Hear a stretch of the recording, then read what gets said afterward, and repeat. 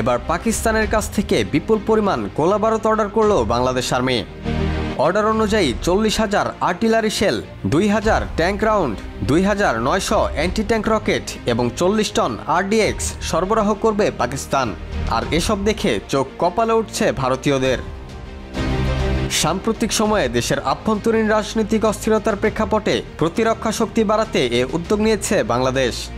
এই সরবরাহ চুক্তি বাংলাদেশ ও পাকিস্তানের মধ্যে কৌশলগত সম্পর্কের একটি নতুন অধ্যায় সূচনা করেছে বলেও মত বিশেষজ্ঞদের।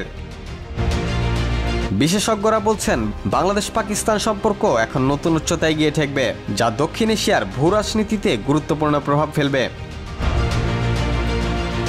বাংলাদেশের ভূরাজনৈতিক ও সামরিক শক্তি বৃদ্ধির লক্ষ্যেই এই পদক্ষেপ নেওয়া হয়েছে বলে মনে করা হচ্ছে। বাংলাদেশের নির্বাচন সহ আভ্যন্তরীণ বিষয়ে হস্তক্ষেপ, 15 বছর ধরে স্বৈরশাসককে সমর্থন দিয়ে বাংলাদেশ থেকে লুটপাট এবং সাম্প্রতিক সময়ে বাঁধ খুলে দিয়ে বাংলাদেশে কৃত্রিম বন্যা পরিস্থিতি তৈরি সহ আরও অসংখ্য কারণে ভারত বিরোধিতায় ফুঁসছে বাংলাদেশ। পাকিস্তানের সাথে এই চুক্তি বাংলাদেশের প্রতিরক্ষা কৌশলগত অবস্থানকে নতুনভাবে সংজ্ঞায়িত করবে।